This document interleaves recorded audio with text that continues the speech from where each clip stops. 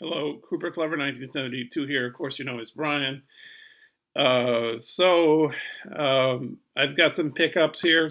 I've got a haul of Blu-rays, Criterion's, a few Hong Kong rescues, and back to Zhivago, which is what I'm going to start at.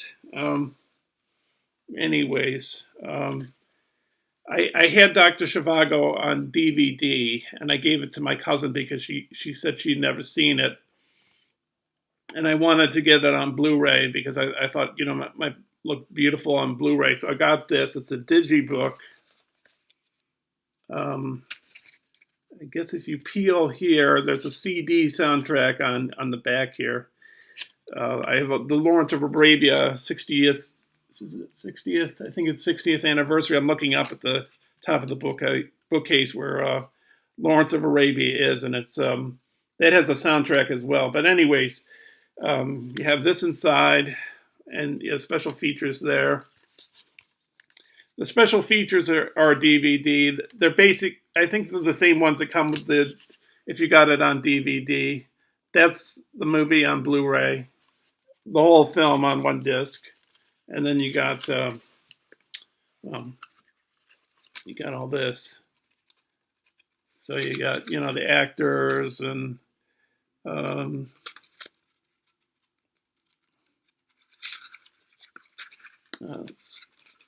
I did look at this previous to showing this to you guys, but let me see. So, yeah, I think there's some shots of behind the scenes stuff in here. Let me see. Yeah, there we go. We got one right there.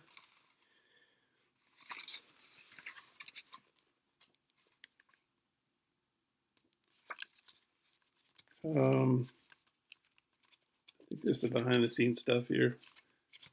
Maybe it's just pictures from the movie. I could have sworn there were pictures. I don't know. Maybe. Oh, wait a minute. Here we go. Yeah, there's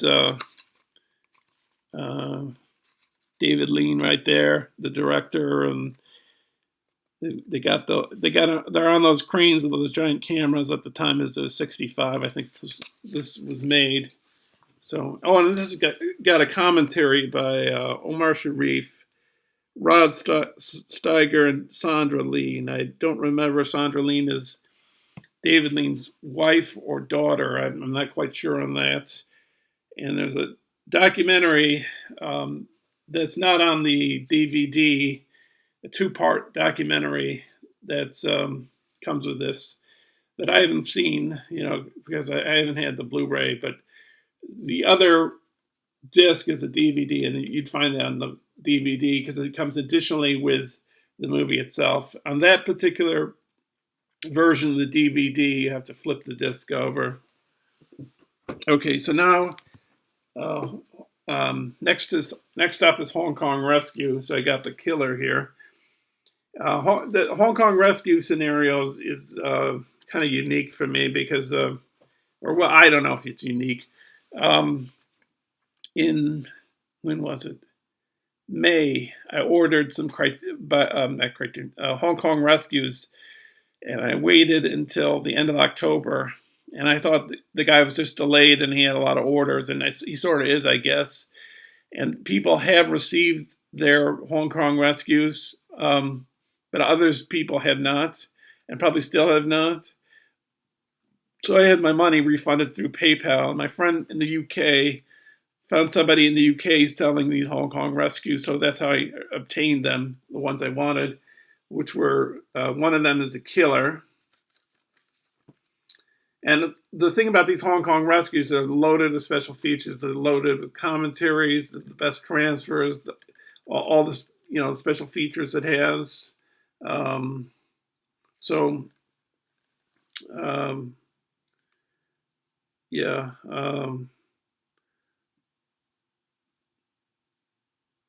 I guess you can listen in different languages, and I don't know. But anyways, and then here's the inside. I don't think there's much. Oh wait, there is inside artwork. I'm just gonna show that. So, but anyways, and then in addition to the killer, the other one I picked up was Hard Boiled. Both of these are John Woo movies. I briefly looked at the killer, and I see that's parts really influenced by Jean-Pierre Melville's Le Samurai, which I have on Criterion, which is a really good movie. And if you want to really watch a really good French film director, well, not just French film director, good director, see some of Jean-Pierre Melville's films because they're fantastic. I remember I recently picked up Un Flic, which, what does that mean in French? I can't remember, but it's about a bank robbery, and it's not on Criterion. It was on Kino Lorber, so I got that during a Kino Lorber sale. Next up is Menace to Society. A friend of mine was buying this, so I thought I'd buy it too. It's got like a cutout here. It's cut here. And then it's got this. And by the way, except for the Hong Kong Rescues and the Dr. Zhivago, I haven't looked inside these Blu-rays. I just opened the wrapping today, and I bought these in November. So, I haven't. Today was the first day I opened them up.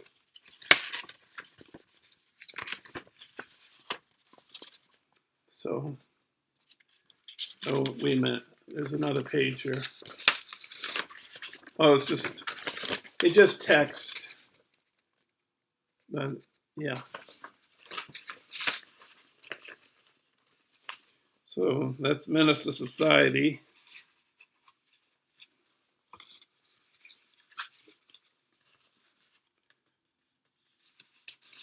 And then next up is my friend found a cheaper rate on Amazon, so I kept this.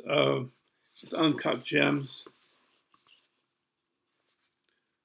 with Adam Sandler. And Adam Sandler I'm not a fan of, but I have heard that, well, Punch Drunk Love he wasn't bad in, and that's directed by Paul Thomas Anderson, who directed my favorite film of the 21st century, which is There Will Be Blood. Yeah, so it's got eyeballs out here on the outside of the, I guess it's a digibook. And then it's got this, which you're discovering it just like I am right now. You know that great Criterion treatment that they put into their work.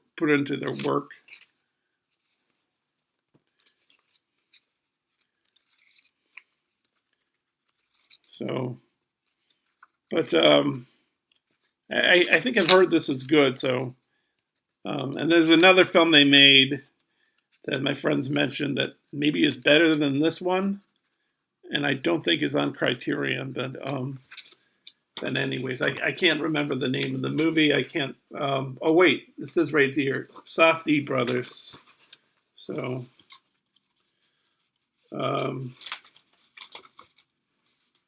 yeah.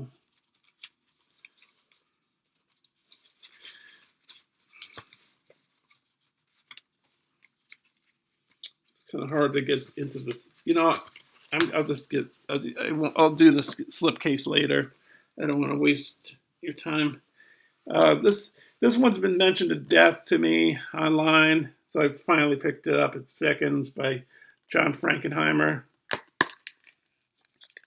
I asked my friend, is it sort of like Face Off with what's his name, Nicolas Cage and John Travolta? And he says it's sort of like that, I guess he said. But here's a booklet it comes with. Is it a booklet? Yes, it's a booklet. So that sort of reminds me of Face of Another right there, which is a film by a Japanese movie by Hiroshi Teshigahara.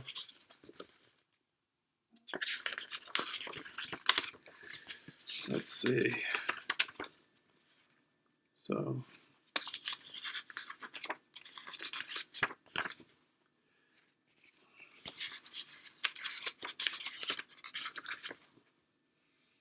There we go.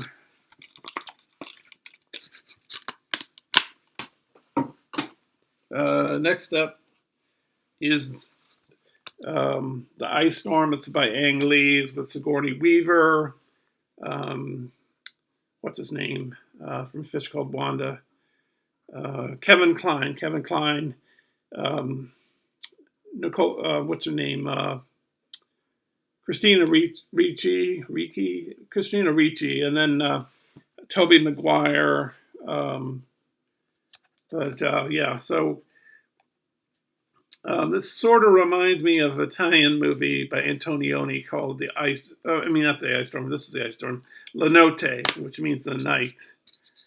The party at the end reminds me of the party at the end of Lenote. I don't know.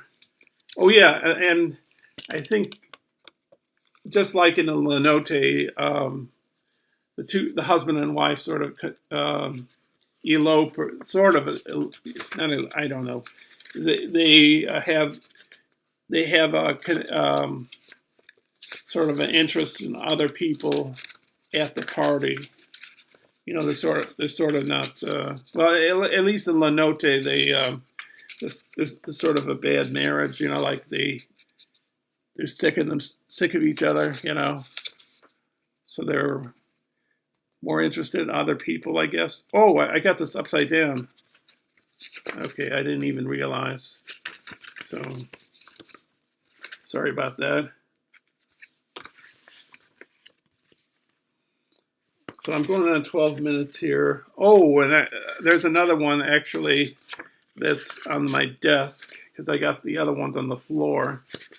So, I guess I'll show that one first, and then I'll get the last one on the floor. So, but anyways, everybody has heard about this one, I'm sure. Citizen Kane. It's a slipcase. It's kind of hard for me to get out, so to save time, I took it out. But some people are kind of disappointed with how it's been been packaged, you know. So, but anyways, it's got the line here: I am, have been, and always will be one thing, an American, Charles Foster Kane. This see it starts with a K, A, and then N, and then E, and the disc disc 1 is here. Where's disc 2?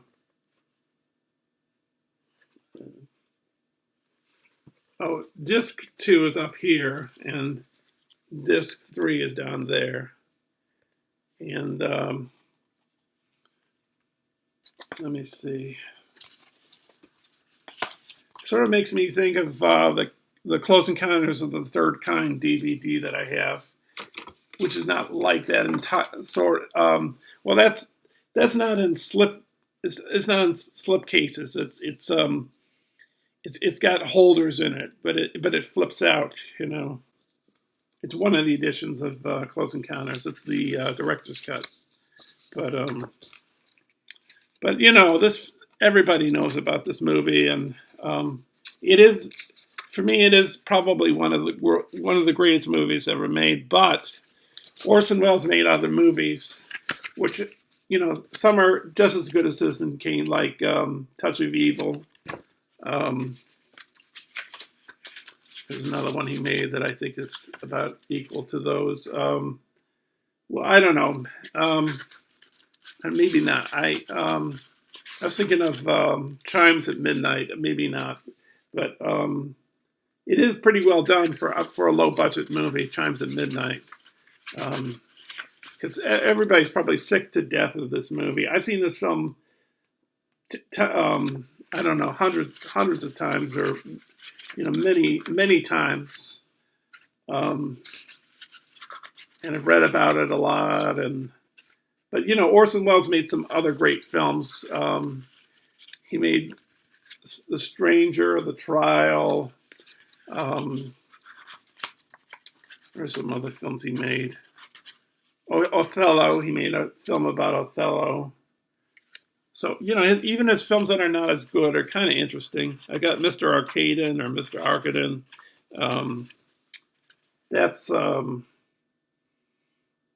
It has multiple versions. I got the Criterion of that, so I got to watch that. Magnificent Ambersons, even though it's kind of cut up, which is the next film after this one, it had great potential, but parts of it were scrapped, you know, like thrown in the ocean, literally thrown in the ocean. So the film the Magnificent Ambersons was originally like an hour and 50 minutes or 2 hours and 10 minutes, and it ended up as like under 90. And like some of the great camera moves that they were going to do in the film, you know, with one take that would last for like 6 minutes or 5 minutes or 7 minutes, was chopped up. So, you know, Magnificent Ambersons had a lot of potential, but even in its hackneyed form, you can, if you know enough about Welles and movies and stuff, you can see like and just stories in general and the classics, you know, because it's based on a novel by Booth Tarkington. You can sort of see the potential of it. And you know, I know people say that, you know, that Citizen Kane is, you know, not the greatest film, but it's just, I think it's one of the greatest. It's one of, Orson Welles made other good films, like Touch of Evil is a very good movie, and you know, different kind of approach and genre and everything. It's like a film noir, but and you know, he was also in The Third Man. I think there's rumors that he directed The Third Man. I don't know how true that is, because it was officially, at least, directed by Carol Reed. But yeah. And last up, I got this: Once Upon a Time in China, which is Jet Li, I believe. Yes, Jet Li. It's got loads of special features here. I'm not going to read them now. I decided to buy this because I bought the Bruce Lee set and the Jackie Chan set, so I said I'll buy this. I don't know if that was. I also bought it because it was on sale, and at its full price, it's over $100. So I got it like 60. So, but anyways, so it's got. This is the Blu-ray, and it's got 6 discs. I'm going to recommend somebody on YouTube, Daisuke Beppu. I'll put his name up here. But if you want to see people talk about, Criterions, I think he has every single Criterion, Laserdisc, Blu-ray, DVD. Well, I don't know about the. Well, I think he's got all the Criterions. But anytime new Criterion announcements come out, or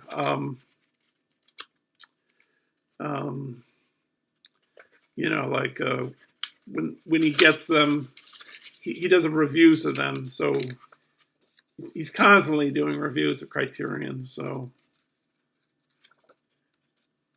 he's done a review of this one. I haven't watched it really, but check him out though, because he's done other interesting things, like he's done interviews, one with yours truly, and he's also done streams, which I've participated in the chat, which were James Bond ones, and he's over in Japan. So when he does, at least when he does some of these streams, when he's done them in the past, he's done them at 7 a.m. his time, which is 5 p.m. Eastern time. So he does it on a Sunday, 7 a.m. in Japan, which is Saturday, 5 p.m. in the Eastern time zone of America. So anyways, I don't know when I'm going to watch all this stuff, because I've got other stuff too. And I think, I got to stop watching, and not stop watching, stop buying this stuff, because, I can only buy so much, and, I need space, and I got to save for Japan. I am saving for Japan. There is some money. There's like $300 so far. I don't know. But anyways, I guess that's the end of the video. I'll just say one more thing, and then I'll leave it. I've been working on the Hiroshima album, like I keep saying over and over again. I'm waiting for my cousin's daughter to record some tracks. A friend of mine from the UK, Sasha's, he's re-recording tracks for me. Basically, he's got it right. He's just got to fix a few words. Then there are a few songs that I have to, finish up, edit them, probably add my voice to them. Maybe, and I think read a few poems. And I think maybe that's it. But anyways, it's slowly coming into being. It's sort of accelerating a little bit now, but sort of not. I don't know. I will say it's not going to come at the end of the year. It's almost the end of the year now. It's the 29th. Yeah, so it's not going to be here by the end of the year. Maybe more like the end of January. Because once I get everything, then I got to mix it, I think, and instead of just putting it all in one speaker, each instrument, and not one speaker, both speakers. I'm going to put like the guitar right speaker, the keyboard, and the left speaker to give it a stereo kind of a feel. Yeah, and then I got to assemble all the songs by spring and summer and fall and winter and spring again. So I got to assemble them, play it through, decide if I want to keep or take away some stuff, decide if something. So some of the pieces of music I repeat more than once in the album, but I got to decide if I'm going to take some of those out or keep them. But anyways, it's going to be a long process, and it's going to be maybe it's longer than I thought it was going to be, because initially I thought it'd be a 2.5 to 3 hour album. It might be 3.5 hours, or maybe 3 hours. Maybe it's going more in the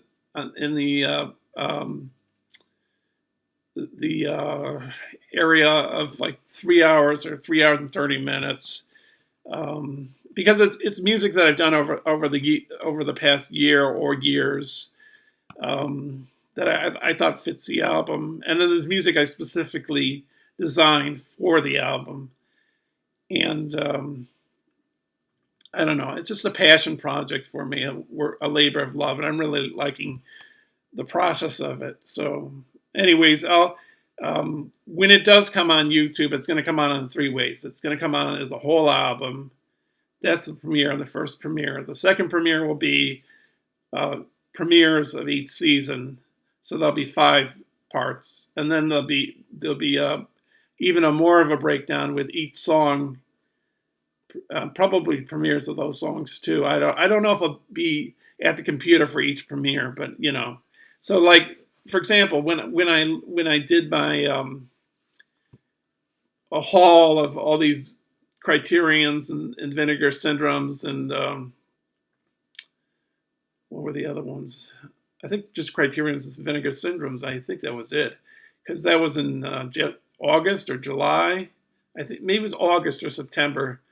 And when I did that, the video turned out to be 2 hours and 20 minutes long, and it took about 8 hours, I think, to load up to YouTube. And I think because I didn't compress the video, that's why it took longer.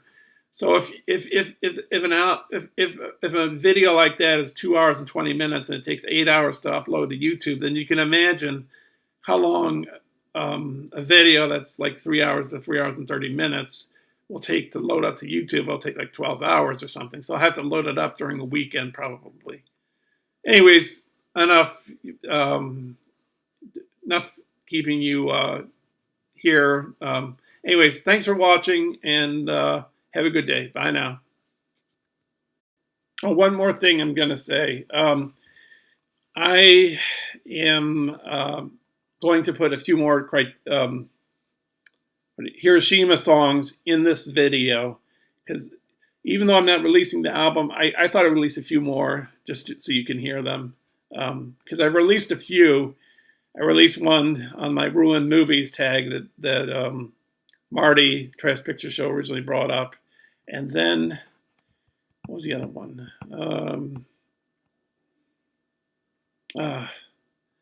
I think it was back in October, for Ethel's 13 Originals, for my promo for my part of the Candy Corn Conga line she did. So anyways, that's enough. Thanks for watching, and have a good day. Bye now.